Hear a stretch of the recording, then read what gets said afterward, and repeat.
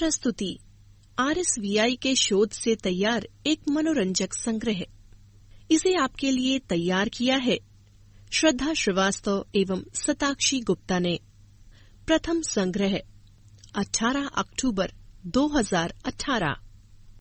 उनका आदर्श गोदी गांव। इस पुस्तक का ध्वन्यांकन विशेष रूप से दृष्टिबाधित पाठकों के लिए rehabilitation society of the visually impaired के सौजन्य से RSVI स्टूडियोज में किया गया है। RSVI डेजी स्टूडियोज का संचालन rehabilitation society of the visually impaired A303 Gopala apartments, Ram तीर्थ मार्ग, नरही, लखनऊ द्वारा किया जाता है। RSVI Daisy forum of India का एक सक्रिय सदस्य है। RSVI का ईमेल आईडी है info@rsvi.org यानी info@rsvi.org और हमारा दूरभाष नंबर है 0522 4070 अर्थात 4070 138। नोटिस।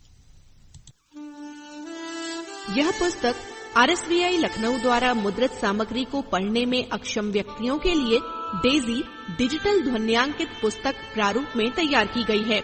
ये पुस्तक भारतीय कॉपीराइट अधिनियम 1957 के 2012 में हुए संशोधन के अंतर्गत धारा 52(1) ZB के प्राविधानों के तहत विशेष रूप से मुद्रित सामग्री पढ़ने में अक्षम व्यक्तियों को वितरित करने हेतु निर्मित की गई है। केवल मुद्रित सामग्री पढ़ने में अक्षम व्यक्ति ही इस डेजी डिजिटल ध्वन्यांकित पुस्तक का प्रयोग करने के लिए अधिकृत हैं। इस पुस्तक की भविष्य में कोई भी प्रतिकृति मुद्रित सामग्री पढ़ने में सक्षम व्यक्तियों को वितरण करने अथवा व्यावसायिक प्रयोग हेतु पूर्णतः निषिद्ध है तथा ऐसा करना कानूनी कार्यवाही के अंतर्गत आएगा।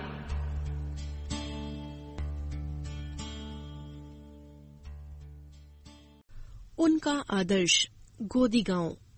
व्यंग। लेखक अशोक गौतम। वैसे तो वे उस दिन से ही पार्टी में घुटन महसूस कर रहे थे जिस दिन चुनाव में लाखों गवा चुकने के बाद सांसद बनकर दिल्ली को कूच किया था। सोचा था सूद समेत पाई पाई महीने भर में वसूल कर लेंगे और उसके बाद बेचारों ने दिल्ली जाते जाते पता नहीं क्या क्या सपने देखे होंगे, वे जाने या फिर उनकी आंखें। छोटे बेटे का ये करूंगा तो दामाद को वो, बड़े बेटे को यहाँ फिट करवा दूंगा तो साले को वहाँ, भांजे को दिल्ली में कहीं सेटल करवा, जीजा का कर्ज भी उतार दूंगा। पर सब सपने धरे के धरे रह गए। कमबख्त कहीं दांव भी नहीं लग रहा। अब ऊपर से एक और नया पंगा, कोई गांव गोद ले लो और फिर उसका विकास करो। प्रकृति भी ना जब देती है तो चोट पर चोट ही देती है। भैया जी को लगा अब तो ये सांसदी सुविधा कम, दुविधा अधिक होती जा रही है। पता नहीं किस घड़ी में चुनाव लड़ने को उठे थे। अगर ऐसे ही चलता रहा तो एक दिन त्याग पत्र दे घर ही न जाना पड़े। हमने जवानी में जब मन में कुछ करने का जज्बा था तब जनसेवा के नाम पर घास का तिनका तक न तोड़ा, तो अब बुढ़ापे में क्या खाक करेंगे। भैया जी दुविधा में कि कौन सा गांव गोद लें। अपने कार्यकर्ताओं से महीन सर्वे करवाने के बाद भी वे अपने चुनाव क्षेत्र के किसी भी गांव को गोद लेने को फाइनल नहीं कर सके। दूसरी ओर उनके विरोधी थे कि 4-4 गांव तो छोड़िए, वहाँ की सारी गांव वालियों तक को गोद ले। अखबारों की सुर्खियां बटोर रहे थे। अरे भैया पागल हो गए सोचते सोचते कि कौन सा गांव गोद लें और कौन सा छोड़ें। अब तुम ही कहो कौन सा गांव गोद लें। राजनीति में ये बुरे दिन भी देखने थे जाते जाते। दिल्ली वाले बार बार कुछ और पूछने के बदले बस यही पूछे जा रहे हैं कि कोई गांव गोद लिया कि नहीं। जल्दी सूचना भेजो ताकि गोद लेने को किसी हसीना को कहते तो अब तक 50 ले चुके होते। लगता है हमारी तो अक्ल घास चलने जा चुकी है। अब तो हमें लगने लगा है कि अपनी तो गई सांसदी पानी में। अब तुम ही कोई गांव का नाम सुझा दो। तो ये कमबख्त गांव आखिर होता क्या है? पहली बार ये शब्द सुना है। भैया जी गांव 2 शब्दों के जोड़ से बना है। गा प्लस वा बराबर गांव। गांव बोले तो विलेज। मैंने मॉडर्न पाणिनी होते कहा तो वो मेरे ज्ञान के आगे आधे झुके। तब मैंने आगे कहा धन्यवाद, इसमें परेशान होने की कोनो बात नहीं। अरे साहब जब आपकी अक्ल घास चढ़ने चली गई हो तो समझो आधा गांव तो आपने गोद ले ही लिया, बचा आधा गांव वो भी हो जाएगा। आप बताइए तो सही, आप किस किस्म का गांव गोद लेने के इच्छुक हैं? मेरे पास एक से एक उजड़ते गुजरते गांव जेब में भरे पड़े हैं। बस आप जरा इशारा कर दीजिए कि कैसा गांव चाहिए आपको गोद लेने को।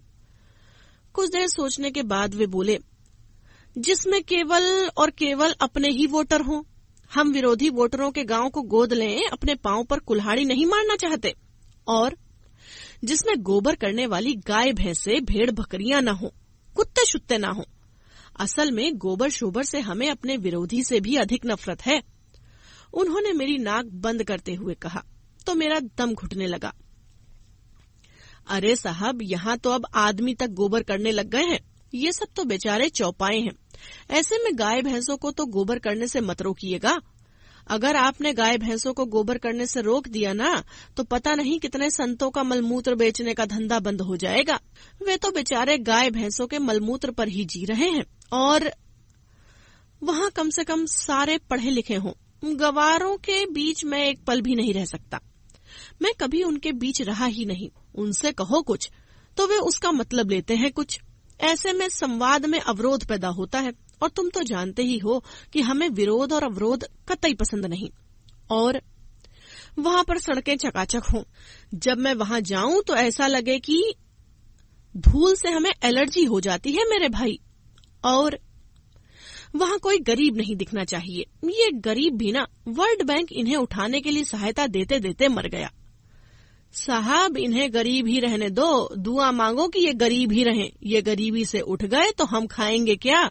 और वहाँ के नलों में वाटर नहीं, मिनरल वाटर आता हो। बस वहाँ चाहे साल में एक आध बार ही जाना हो, पर दूसरा पानी हम पी नहीं सकते। क्या फायदा जो वहाँ का दूसरा पानी एक बार पीकर हम साल भर पेट पकड़े रहें। और इससे आगे भैया जी कुछ न कह सके। तो ऐसा हो सांसद जी का गांव।